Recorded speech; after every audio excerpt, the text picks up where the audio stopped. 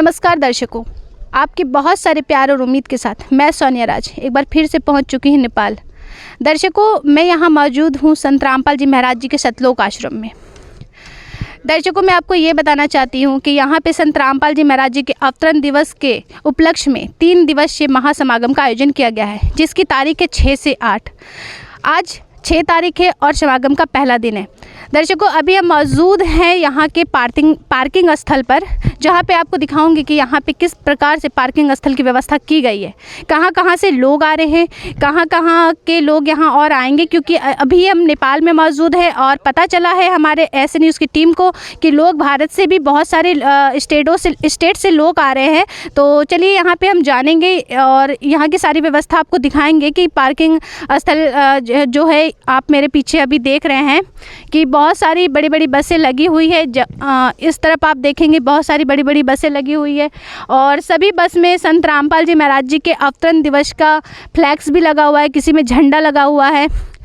और दर्शकों, मैं आपको थोड़ी सी और आगे की ओर लेके चलूँगी, जहाँ पे आपको दिखाऊंगी कि यहाँ पे 2 व्हीलर्स की भी व्यवस्थाएं की गई है, 3 व्हीलर्स की अलग व्यवस्था है। तो चलिए दर्शकों, और आगे चलते हैं और दिखाते हैं यहाँ पे और किस किस प्रकार की व्यवस्था की गई है। दोस्तों, मैंने अभी आपको दिखाए थे कि वहाँ पे जो बस की व्यवस्थाएं की गई थी, वो जो पार्किंग स्थल था वो बस की थी, और यहाँ पे जो व्यवस्थाएं की गई है वो 2 व्हीलर, 3 व्हीलर और 4 व्हीलर की है। जैसे आप देखिए, काफ़ी बड़ा पार्किंग का व्यवस्था किया गया है। जो श्रद्धालु, जो भक्तजन आ रहे हैं, वो उनको जो 4 व्हीलर से लेके आ रहे हैं, जो बस की व्यवस्था से आ रहे हैं यहाँ पे, उनको यहाँ पे गाड़ी लगाने में कोई भी दिक्कत नहीं आएगी।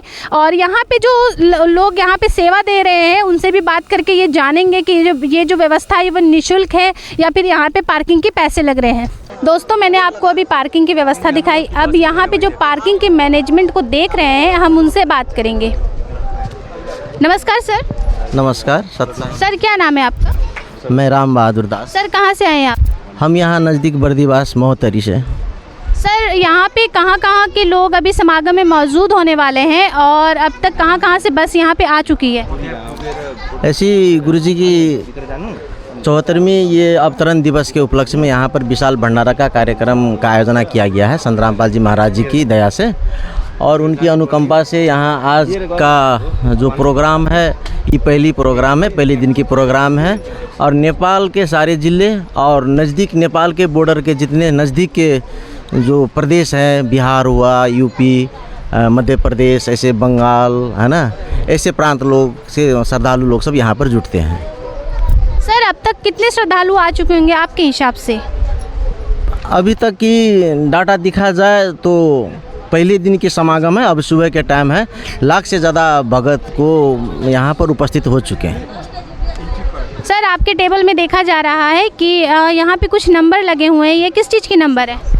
यहाँ पर गुरुजी की दया से जितने भी श्रद्धालु लोग कार्यक्रम के लिए अटेंड होने आते हैं, वहाँ पर जितने भी गाड़ी आते हैं उस सब गाड़ी की यहाँ पर एंट्री होती है। गाड़ी की व्यवस्था के लिए यहाँ पर गाड़ी पार्किंग की व्यवस्था है। खास करके जितने श्रद्धालु लोग आते हैं समागम में, उस सब की यहाँ पर गाड़ी पार्किंग की व्यवस्था किया है। और पार्किंग के लिए हम लोग गुरुजी की दया से व्यवस्थित तरीक़ा से कितने गाड़ी कहाँ से आए, कितने सहभागी आए, कौन गाड़ी आए, कितने नंबर का है, उसका सुरक्षित तरीक़ा से हम लोग यहाँ पर गाड़ी के पार्किंग की सेवा मिला है गुरुजी की दया से। सर, आपके साथ अभी जो आपने मैनेजमेंट आप लोग देख रहे हैं, इसमें कितने लोग मौजूद हैं, कितने लोग शामिल हैं और कितने लोग मतलब यहाँ पे शामिल होकर मैनेजमेंट को देख रहे हैं? किस प्रकार से आप लोग अपने मैनेजमेंट की व्यवस्था को सही रखे हैं? क्योंकि सर, श्रद्धालु की संख्या अगर लाखों के हिसाब से आ रही है तो सर फिर व्यवस्था भी तो ऊपर नीचे हो सकती है। परमात्मा की दया से इस तरह के हम लोगों को दृढ़ता भक्ति में कर दिए हैं, और जितने भी सेवा है हम लोगों की गुरुजी की दया है, गुरुजी की अनुकंपा से इस तरह से सभी जितने सेवे होते हैं पार्ट में बटा गया है। जैसे हम लोग 50 भगत हैं, 50 भगत की जिम्मेवारी पार्किंग की सेवा है। जितने भी श्रद्धालु जहाँ के लोग आएंगे, सभी लोगों की बहुत अच्छी तरीके से गुरुजी की मर्यादा में रह करके पार्किंग की व्यवस्था करने के लिए हम लोगों को 50 भगत की सेवा लगा है। हम लोगों की परमात्मा की दया से ये सेवा मिला है। सर, कंटिन्यू सेवा में है या आप लोगों का टाइम बटा हुआ है? ऐसे हम लोगों की टाइम 50 आदमी जो भगत हैं, हम लोग टाइम पार्ट टाइम करते हैं। 8-8 घंटे की सेवा में हम लोग अपना रूटीन बना करके सेवा में लगे रहते हैं। सर, जो पार्किंग लग रही है उसके शुल्क कितने लग रहे हैं? ऐसे कोई नहीं, परमात्मा की दया से जितने भी यहाँ पर प्रोग्राम होते हैं सारा निःशुल्क होते हैं। पार्किंग से लेकर के जितने भी और सेवा है सब निःशुल्क और पूर्ण आस्था अंतरात्माओं से सेवा के भाव से सारी सेवा किया जाता है। यहाँ पर परमात्मा की सब दया है। धन्यवाद सर। सच्चा है। दर्शकों, अभी हमने आपको दिखाए पार्किंग की पूरी कवरेज। अब आगे की रिपोर्टिंग आपको हमारी सहयोगी रिपोर्टर कल्पना जी दिखाएंगी। नमस्कार दोस्तों, मैं कल्पना साके। अभी जैसा कि आपने देखा है, हमारे सहयोगी रिपोर्टर ने आपको पार्किंग एरिया दिखाया जहां पर संत रामपाल जी महाराज जी के इधर से निःशुल्क सारी व्यवस्थाएं की गई थी। अब हम पहुंचे हैं मेन गेट, जहां पर एंट्री गेट है और 74वां अवतरण दिवस मनाया जा रहा है संत रामपाल जी महाराज जी का, जहां पर एक बहुत खूबसूरत सा एक गेट सजाया गया है। एक साइड में जेंट्स निकल रहे हैं और दूसरी साइड में लेडीज़ का आना जाना है। यहाँ देखा जा सकता है देश विदेश में हर जगह निमंत्रण दिया गया था और हमारे नेपाल से ही नहीं, हमारे इंडिया से बहुत सारे लोग आ जा रहे हैं। फ़िलहाल तो इतना ही। अभी हम अंदर चलते हैं और अंदर चल के दिखाते कैसी व्यवस्थाएं की गई हैं। आप देख सकते हैं हम लोग एंट्री गेट से अंदर आ चुके हैं और यहाँ पर सारी व्यवस्थाएं आप देख सकते हैं। जो सर्चिंग मशीन है उससे सभी को सर्च किया जाएगा, फिर एंट्री उनको जैसे देख रहे हैं बिना सर्च की एंट्री मिलना पॉसिबल नहीं है, क्योंकि संत रामपाल जी महाराज जी का एक सिद्धांत है कि कोई नशीला पदार्थ भी अंदर नहीं आना चाहिए। देखिए फ्रेंड्स, अब हम अंदर आ चुके हैं जो कि है प्रणाम स्थल और बहुत ही खूबसूरत तरीके से इसको सजाया गया है। हम अपने कैमरामैन से गुजारिश करेंगे कि इस पंडाल को बहुत ही अच्छे ढंग से दिखाया जाए। और आप देख सकते हैं जो संत रामपाल जी महाराज जी के फॉलोअर्स हैं वो आ रहे हैं, एंट्री गेट से तुरंत ही अंदर आके प्रणाम कर रहे हैं। और ये लेट कर ही प्रणाम क्यों करते हैं, आइए इनके फॉलोअर्स हैं जो साइड में खड़े हैं उनसे जानते हैं। नमस्कार सर। सत साहेब। क्या नाम हुआ सर आपका? केशव दास। सर कहाँ से हैं? हम काठमांडू से हैं। काठमांडू से सर इतनी दूर? क्या कर, परमात्मा यहीं है तो यहीं हमारा समागम चल रहा है तो यहीं आ गए। सर ये किस उपलक्ष्य में समागम मनाया जा रहा है? ये तो आपको क्या है, 74वां ये अवतरण दिवस है हमारे महान संत तत्वदर्शी संत रामपाल जी महाराज का। उसी का हम लोग ये भव्यता का रूप से हम लोग ये अवतरण दिवस मनाते हैं। सर ये अवतरण दिवस क्या होता है, इसको थोड़ा डिफाइन कीजिए। देखिए, लोग जन्मते हैं मरते हैं, लोग जन्मते हैं मरते हैं, साधारण लोग की बात है। लेकिन जो महापुरुष होते हैं, जो आपको परमात्मा के अवतार होते हैं, वो अवतरण करते हैं। जैसे वो तो माँ के गर्भ से जन्म लिए और उनकी आत्मा में कभी भगवान पूर्ण ब्रह्म स्वयं अवतरित हुए, तो उसी उपलक्ष्य में हम लोग उनका अवतरण दिवस भव्य रूप से मनाते हैं। क्योंकि वो इसलिए अवतरण हुए हैं, यहाँ के लोगों को मोक्ष देने के लिए, यहाँ के लोगों को सर्व सुख देने के लिए, यहाँ के लोगों को आपको जो अच्छा करने के लिए वो आते हैं। इसलिए उस उपलक्ष्य में हम लोग इस खुशी बनाते हैं।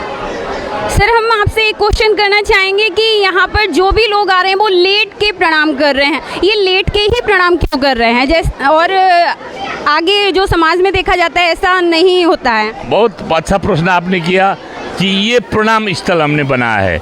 यहाँ आपको अंदर आते ही यहाँ लोग दंडवत करते हैं, क्योंकि दंडवत करने से भाव बनता है। ये दंडवत का आपने जो पूछा, ये दंडवत सिर्फ तत्वदर्शी संत को ही किया जाता है। गीता में स्पष्ट किया है, कृष्ण ने कहा है अर्जुन को, हे अर्जुन तुम मुझे नमस्कार करो और तत्वदर्शी संत को जाके दंडवत करो और उनसे पूछो, वो जो कहते हैं वही करो।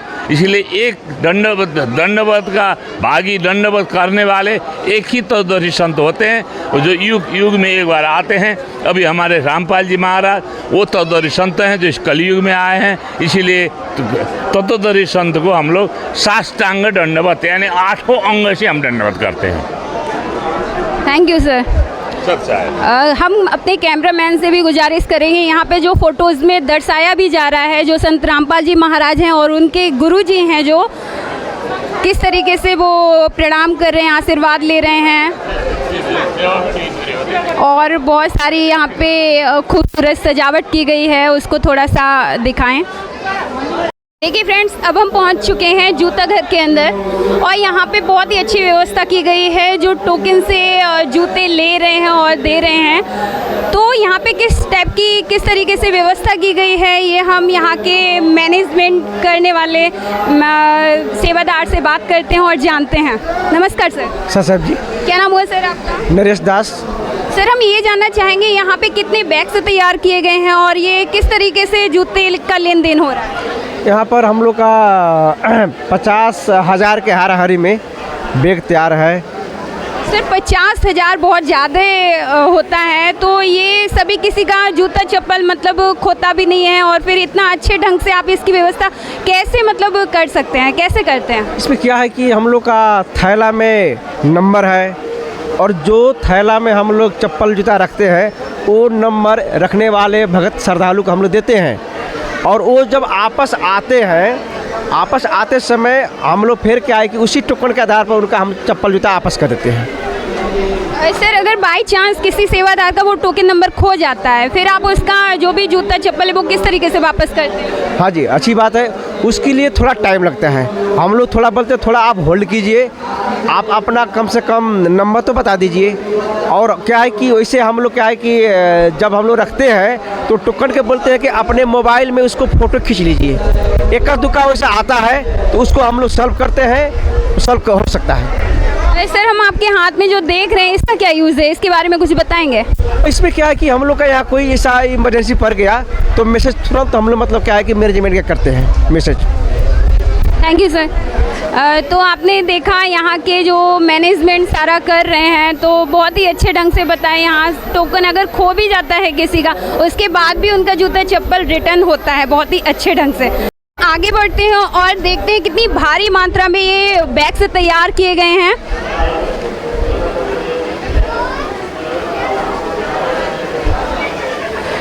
यहाँ पे 1, 2, 3, 4 नहीं बल्कि 50,000 की मात्रा में ये बैग्स तैयार किए गए हैं, जहाँ पर पूरी व्यवस्था से लोगों के चप्पल जूतों को अच्छे ढंग से बैग्स में करके टांगा गया है और टोकन के साथ, जिससे कि उन्हें कोई असुविधा ना हो। जैसा कि आप देख रहे हैं दोस्तों, यहाँ पर सारी व्यवस्थाएं बहुत अच्छे ढंग से की जा रही हैं। आइए हम एक और सहयोगी सेवादार से, यहाँ पर जो संत रामपाल जी महाराज के फॉलोवर्स हैं, उनसे जानते हैं। नमस्कार सर। नमस्कार। क्या नाम हुआ सर आपका? कलीम दास। सर, हम आपसे ये जानना चाहेंगे, ये आपका क्या ड्यूटी है, इसका आप कोई सैलरी लेते हैं? ये फ्री कॉस्ट है, कोई सैलरी नहीं देते हैं। आप सैलरी नहीं लेते हैं, तो कितने घंटे की ड्यूटी करते हैं? ये हम लोग का 3-3 घंटे का शिफ्ट होता है। हाँ। तो यहाँ पे जितने भी सेवादार हैं वो मतलब सैलरी नहीं है, अपने श्रद्धा के अनुसार यहाँ पे काम कर रहे हैं, निःशुल्क सेवा करते हैं यहाँ पे। चलिए, बहुत ही अच्छी बात है। अभी आपने देखा दोस्तों, यहाँ पर जितने भी सेवादार हैं वो निःशुल्क यानी कि बिना सैलरी के काम हो रहा है।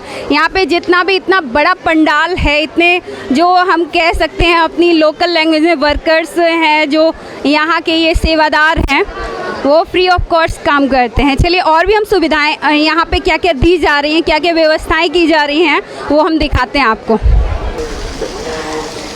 यहाँ पर आप देख सकते हैं कितना खूबसूरत तरीके से एक सेल्फी पॉइंट को बनाया जा रहा है, जहाँ पर बाहर से लोग आएंगे और सेल्फी ले सकते हैं। ये बीच सेंटर में बनाया गया है और वहाँ पर कुछ सेवादार हैं यहाँ के जो कुछ लगा रहे हैं और एक झोपड़ी टाइप से बनाया गया है और बहुत ही खूबसूरत नज़ारा यहाँ का दिखाया जा रहा है।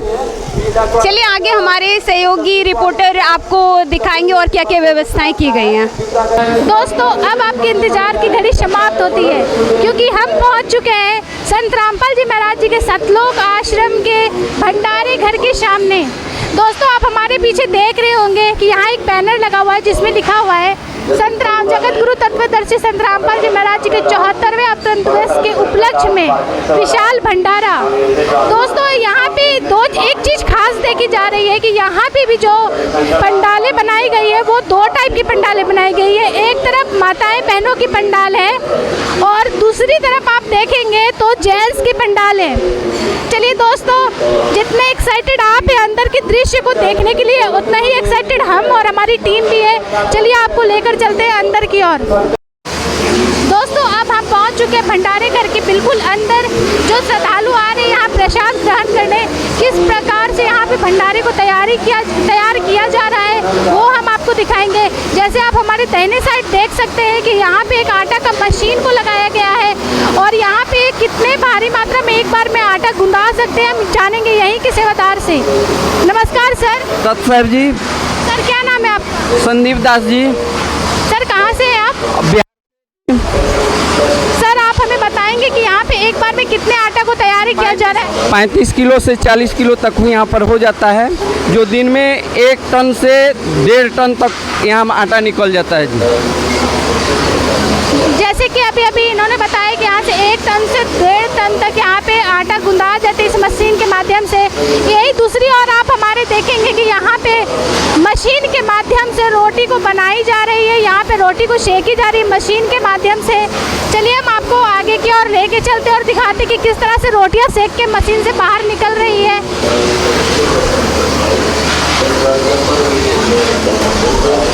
दर्शकों आप देख सकते हैं यहाँ पे कि जो रोटियाँ हैं वहाँ पे कटिंग होकर यहाँ से मशीन के माध्यम से सेक के बाहर निकल रही है और यहाँ पे कुछ सेवादार लगे हुए हैं जो रोटी को वहाँ से उठा करके आगे जो यहाँ पे कुछ महिलाएं बैठी उनके पास ला के रख रहे हैं। और यहाँ पे ये भी देखने आ रहा है कि उस रोटी में घी को लगाया जा रहा है। चलिए यहाँ की माताएं बहनों से बात करके जानेंगे कि यहाँ पे दिन भर में वो कितनी रोटियों में घी को लगा लेती हैं। क्या आप बता सकते कि दिन भर में आप कितनी रोटियों में घी लगा लेती हैं? बता सकते हैं, संत रामपाल जी महाराज की दया से दिन भर में ये अंदाजा नहीं है कि यहाँ पे कितने रोटी बनते हैं, क्योंकि यहाँ पे दिन में 1.5 से 2 लाख तक संगर आ जाते हैं, इसलिए इसका कोई अंदाजा नहीं है कि कितना रोटी बन जाता है। जैसे कि अभी इनसे हमारी बातें हुई और उन्होंने बताया कि ये अंदाज़ा नहीं लगाया जा सकता है कि दिन भर में कितनी रोटियों में वो घी लगा लेती हैं, क्योंकि दर्शकों आपको हम ये दिखाना चाहेंगे कि यहाँ पे ये जो बड़ी बड़ी परातें हैं ये एक नहीं है बल्कि यहाँ पे 3 से 4 परातें रखी गई है जिसमें रोटियों में घी लग रहे हैं। आप देखिए ये सेकंड परात है, यहाँ पे भी रोटियों में घी लग रहे हैं। यहाँ पे छोटे छोटे बच्चे भी सेवा में लगे हुए हैं। ये यहाँ पे तीसरी परातें हैं जहाँ यहाँ पे भी रोटियों में घी लग रही है। यहाँ पे कुछ माताएं बहनें देखो आप सेवा दे रही है। चलिए आगे और क्या क्या व्यवस्था उसे भी आपको दिखाएंगे। दोस्तों अब मैं आपको दिखाने जा रही हूँ जलेबी। जो जलेबी छानी जा रही है उसे किस तरह से तैयार किया जा रहा है, लेकिन उससे पहले मैं आपको दिखाऊंगी यहाँ पे पूरे सफाई की व्यवस्था को रखते हुए। जैसे आप यहाँ नीचे देखेंगे मैदा है, बहुत ही ज़्यादा मात्रा में यहाँ पे मैदा है और उसे छान कर और आगे की ओर यहाँ पे उसकी जो डो है उसे तैयार किया जा रहा है और आगे की ओर यहाँ पे जलेबियाँ छानी जा रही है। आप ये देख सकते हैं कि यहाँ पे 1-2 कढ़ाई में नहीं बल्कि पूरे 7 से 8 कढ़ाइयों में यहाँ पे जलेबी को छानी जा रही है। सभी कढ़ाई में कंटिन्यू जलेबी यहाँ पे छन रही है। हम लोग जानेंगे यहीं के सेवादार से कि यहाँ पे कितनी मात्रा में एक दिन में जलेबियों को छानी जा रही है।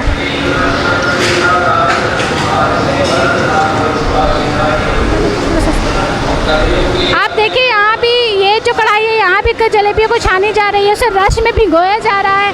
और चलिए यहाँ के जो श्रद्धालु है, जो यहाँ के सेवादार है, मैनेजमेंट, उनसे भी बात करेंगे और जानेंगे कि एक दिन में यहाँ पर कितनी जलेबी को तैयार किए जा रहे हैं। नमस्कार सर। हाँ सच है। सर क्या नाम है आपका और आप कहाँ से आए हैं? हम रंगाबाद जिला से आए हैं।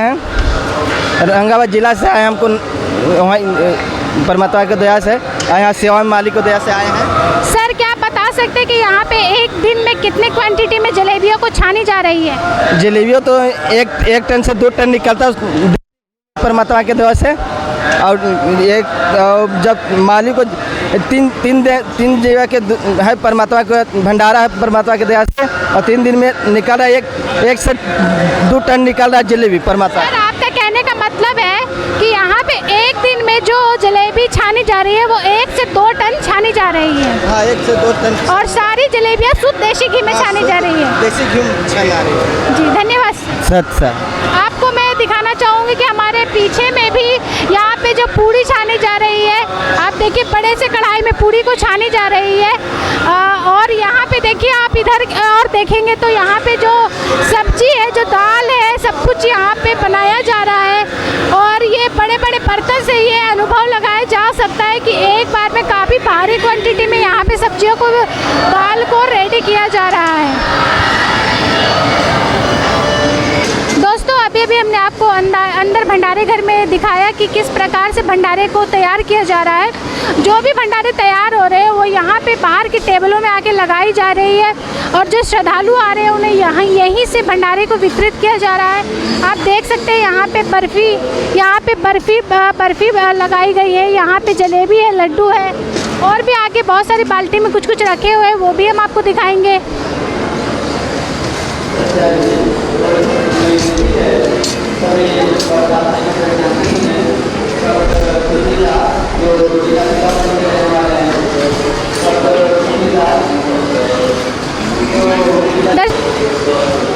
दर्शकों, हम यहाँ पे आपको दिखाएंगे कि यहाँ जो भंडारे वितरित करने के जो टेबल है वो भी 2 तरह का लगाए गए। वहाँ जो टेबल दिखाए गए थे वो जेंट्स की टेबल थी, और यहाँ पे जो टेबल है वो माताएं बहनों यानी लेडीज़ की टेबल को लगाई गई है। यहाँ पे देखेंगे सब कुछ यहाँ पे भी सब कुछ रखे गए हैं। जहाँ पे आपको मैंने स्टार्टिंग में ही बताए थे कि जो भंडार घर है, जो पंडाल तैयार किया गया वो 2 तरीके के पंडाल तैयार किए गए हैं, जिसमें लेडीज़ की और जेंट्स की अलग अलग व्यवस्था है। आप यहाँ देख सकते हैं कि ये टेबल जो है वो लेडीज़ की टेबल है, और यहाँ से जो भंडारे वितरित हो रहे हैं वो लेडीज़ के पंडाल पे जा रही है।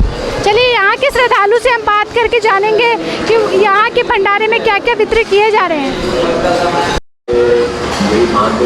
दोस्तों, आपको मैं बार बार यही बोल रही थी कि यहाँ पे 2 प्रकार की पंडालें बनाई गई है भंडारे की। जैसे आप संत रामपाल जी महाराज जी की जो अनुशासन और जो मर्यादा है उसे देखते हुए यहाँ पे जो पंडाल घर है वो भगतों की है, और यहाँ पे जो पंडाल घर है वो माताओं की है, यानी कि महिलाओं की, लेडीज़ की है। और चलिए अब हम यहाँ के जो लोग भंडारे ले रहे, जो श्रद्धालु आकर यहाँ भंडारे ले रहे हैं, उनसे बात करेंगे और जानेंगे उनका अनुभव कि यहाँ भंडारे करके उन्हें कैसा लगा। चलिए इनसे बात करके जानेंगे इनका अनुभव कि इन्हें भंडारा करके कैसा लगा। नमस्कार मैम। नमस्कार मैम, कहाँ से आई हैं आप और आपका क्या नाम है? मैं बिहार से हूँ, अमृता कुमारी। मैम, आप यहाँ का भंडारा करके आपको कैसा लगा? बहुत अच्छा। क्या क्या दिया गया था आपको भंडारे में? जी, रोटी, चावल, दाल, सब्जी, बर्फ़ी और भी सलाद, जितना भी यहाँ पर चीज़ बना है वो सब चीज़ खाए, बहुत अच्छा लगा है। यहाँ जो मैम पंडालें बनाई गई है 2 तरह की, जेंट्स की अलग पंडाल है और लेडीज़ की अलग पंडाल है, इस व्यवस्था के बारे में आप क्या कहना चाहेंगी? जी, ये व्यवस्था बहुत अच्छा है, मुझे बहुत अच्छा लगा है। मैम, जो आज इस भंडारे में नहीं आए हैं उनके लिए आप क्या कहना चाहेंगे ऐसे न्यूज़ के माध्यम से? जी, मैं यही प्रार्थना करूँगी कि एक बार अवश्य आए यहाँ और आकर के भंडारा अवश्य देखे और खाए, उसके बाद पता लगाए। Thank you ma'am. Thank you. तो दर्शकों, अब हम आ चुके हैं मेन स्थान दरबार साहिब में।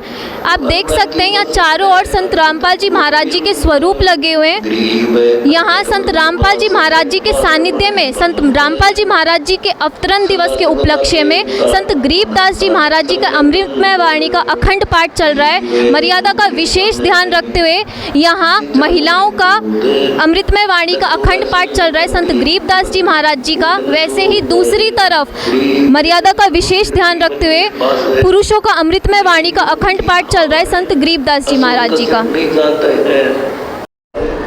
तो दर्शकों आप लोग देख सकते हैं अभी हम हैं महिलाओं के जहां अखंड पाठ चल रहा है उधर पे खड़े हैं। आपको विस्तृत जानकारी के लिए अब हम अंदर की तरफ चलेंगे और जानेंगे आखिर क्यों मनाया जाता है ये संत रामपाल जी महाराज जी का अवतरण दिवस। इसकी विस्तृत जानकारी के लिए हम अंदर की एक बहन से पूछेंगे आखिर क्यों मनाया जाता है इतनी भव्यता के साथ अवतरण दिवस। और धर्मगुरुओं के अवतरण दिवस नहीं मनाए जाते, आखिर संत रामपाल जी महाराज जी के अवतरण दिवस क्यों मनाए जाते हैं। तो दर्शकों आइए अब हम आपको कुछ व्यवस्थाओं से परिचित कराते हैं। आप देख सकते हैं यहाँ पर जो संत रामपाल जी महाराज जी के श्रद्धालु आते हैं उनके लिए रहने की भी व्यवस्था है। आप देख सकते हैं यहाँ पर महिलाओं का पंडाल है, वैसे ही दूसरी तरफ पुरुषों का भी पंडाल है। मर्यादा का विशेष ध्यान रखते हुए यहाँ पे महिलाओं और पुरुष का पंडाल एकदम अलग अलग रखा गया है। महिलाओं के पंडाल के आगे आप लोग देख सकते हैं महिला सिक्योरिटी खड़ी हुई है ताकि पुरुष की तरफ से पुरुष भक्तजन की तरफ से महिलाओं के पंडाल में ना आ सके, इसलिए महिलाओं के पंडाल के आगे महिला सिक्योरिटी रखी गई है। तो दर्शकों मेरे साथ जो सहयोगी रिपोर्टर थे उन्होंने आपको हर एक व्यवस्था से रूबरू कराया। मैंने भी आपको दरबार साहिब की हर एक व्यवस्था से रूबरू कराया।